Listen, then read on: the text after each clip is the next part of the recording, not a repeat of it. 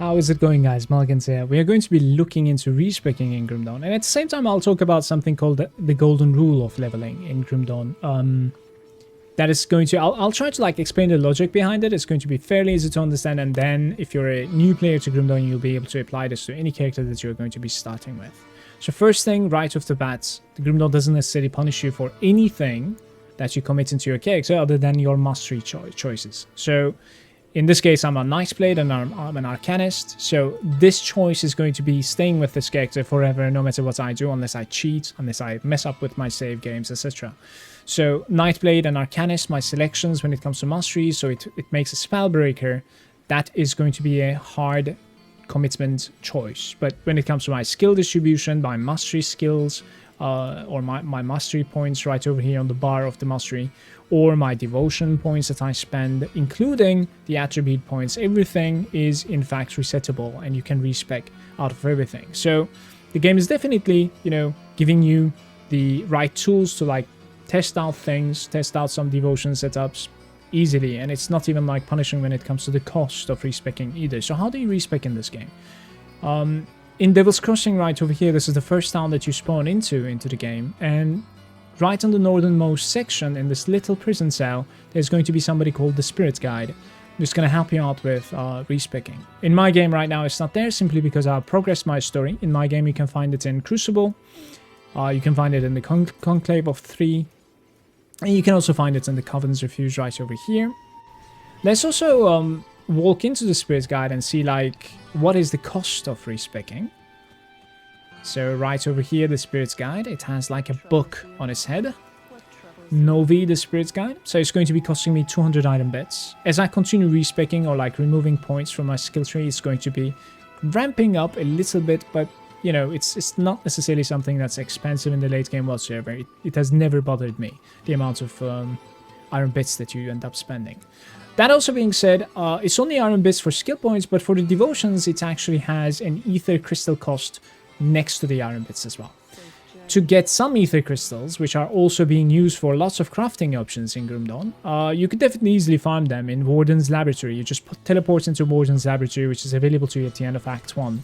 You can just walk south from here and you'll be able to find like 12 of them in this path, I think. This out of the way, there's also yet another way to reset or respec completely, and this requires you to have the DLCs in the game. And they're called these things Tonic of Clarity and Tonic of Reshaping. The Tonic of Reshaping is going to be, you know, resetting your attributes, which is the only way to actually respec your attributes.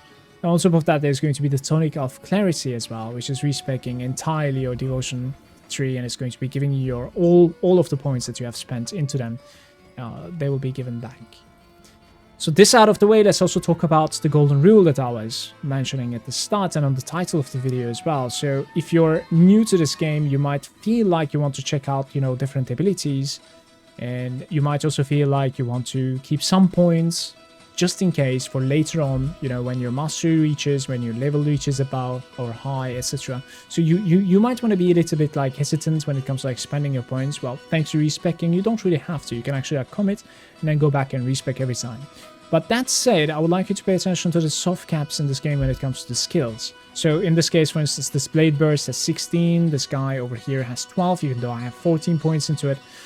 You know, over here, the Sky Shard has 16 cap, soft cap, and I have 26 points, so it's like hard caps right now.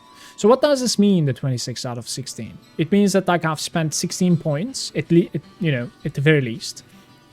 But I can only spend 16 points at most when it comes to like left clicking it in the skill tree, and I'm getting plus 10 at least from some other ways. So I'm getting it from like my relic maybe to plus Arcanist, or I'm getting it from like my set bonuses perhaps. It's going to be giving me pluses to Swords and Sky Shard, etc. In the late game you'll be finding these items that are like giving you pluses to certain skill points. But all in all, my point is that like you are soft capped to spend 16 points into this if you choose to. And at the same time, this is sort of like balanced for late game, simply because like it is, you know, 16 at the early game and then it's 16 at the late game as well. It doesn't necessarily expand the amount of points that you can spend. And as early as level 7, level 8, you could in fact like spend that many points into Sky Shard. So you should. Simply because you're going to be having such a strong ability in the early game, as early as level 8 or something of your character, that's going to be just demolishing everything that you're going to be seeing on your screen.